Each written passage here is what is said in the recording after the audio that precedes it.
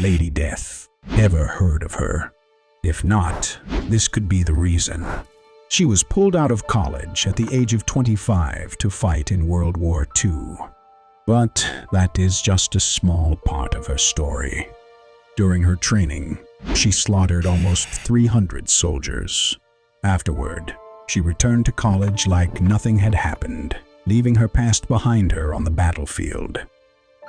The story of Lyudmila Mikhailovna Pavlichenko is fascinating. The Reaper from Ukraine and maybe the world's best female sniper ever. Lyudmila was born in 1916, 2 years before World War I ended. She was born in the city of Belaya Terkov in Ukraine, but then moved to Kiev when she turned 14. By this time, she was taking sharpshooter classes, more commonly known as sniper classes, which she eventually mastered and got a Voroshilov sharpshooter badge, a badge that recognized Lyudmila's exceptional skills. At only 21, Lyudmila was working at a factory that manufactured weapons and also enrolled at Kiev University. At university, she worked towards her goal of becoming a historian. But in 1940, Hitler launched Operation Barbarossa, the invasion of the Soviet Union. This led Lyudmila to enlist. Shortly after enlisting, Lyudmila proved her worth by killing 2 Romanians. She was assigned to the Red Army's 25th Rifle Division as a sniper, a better job given her unique skills. She became one of 2,000 snipers and one of 500 survivors. Lyudmila killed 187 people and became a staff sergeant. She then took part in the siege of Sevastopol for 8 months, during which many Soviet citizens were wounded. During this siege, she scored 70 more kills, making her a lieutenant. Lyudmila was given truly dangerous missions, counterattacks, and duels with enemy snipers. Yielding all this, Lyudmila was unstoppable, destroying a total of 36 snipers. In the fateful month of June in the year 1942, the remarkable Lyudmila found herself caught in the midst of a harrowing event. It was during this time that she became a victim of a devastating injury, as her face bore the painful scars inflicted by shrapnel discharged from a mortar. In the annals of military history, there are those whose exceptional skills and unwavering dedication make them indispensable assets on the battlefield. Such was the case with Lyudmila, a remarkable individual whose value to the military was simply unparalleled. Recognizing her immense potential, the military made a decision that would forever alter the course of her destiny. Realizing that her life was too precious to be risked in the heat of combat, the military made a strategic choice to withdraw Lyudmila from the front lines. This decision, while undoubtedly difficult, allowed her to focus her energies on a different aspect of warfare, one that would ultimately etch her name into the annals of military lore.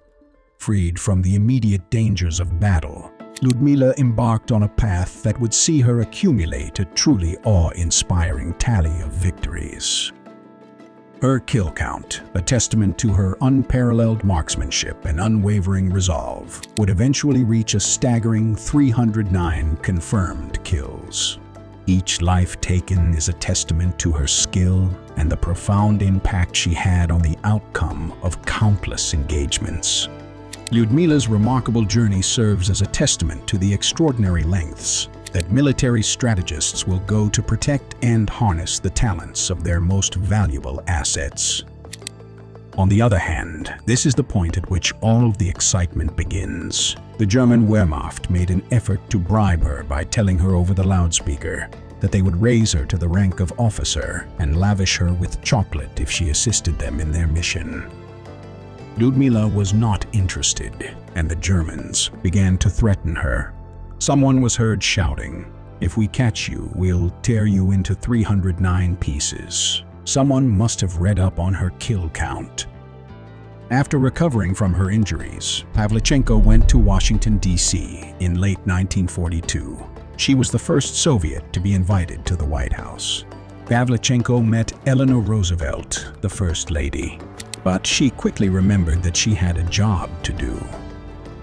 She rallied American support because the Red Army was losing a lot of soldiers.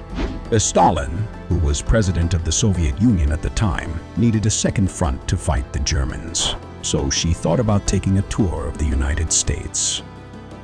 Lyudmila quickly got a lot of attention during her tour. She talked a lot about how the Red Army had no racial segregation and a great policy of equal rights for men and women. But unfortunately, people only paid attention to how she looked and not what she was saying. At the same time, there was another conflict that was happening, and it was responsible for the deaths of a great number of Soviets. Why the hell were people worrying themselves about such inconsequential matters? Who had time to think about her looks while there's a battle going on? She wondered to herself. She proceeded to travel around the United States in an effort to get support, and at the same time, she was progressively activating the snowball effect to persuade more Americans to assist the Soviets. She did this despite the fact that she faced sexism and other absurd obstacles. She was giving a speech in Chicago at the time, and the audience there responded positively to what she had to say. She was the subject of a song that an American musician by the name of Woody Guthrie wrote about her. The song was titled Miss Pavlichenko. Her efforts to open a second front in Canada and the United Kingdom were unsuccessful, despite her best efforts. During the course of the war, Stalin was compelled to wait for Operation Overlord and the establishment of a second European front for a period of 2 years. However, this subject will be covered in another video. If this is something that you would like us to do, please let us know in the comments. Pavlichenko was awarded both the highest military medal, the Hero of the Soviet Union, as well as the highest civilian decoration, the Order of Lenin, upon her return to the Soviet Union. The Hero of the Soviet Union is the highest military honor. Additionally, she was promoted to the rank of Major after her service, twice. After the war was over in 1945, Lyudmila never went back into combat but continued to instruct other snipers. She suffered a stroke on the 10th of October 1974, which ultimately led to her passing. She struggled with both depression and PTSD. Lyudmila had completed her responsibilities, and now it was finally safe for her to relax.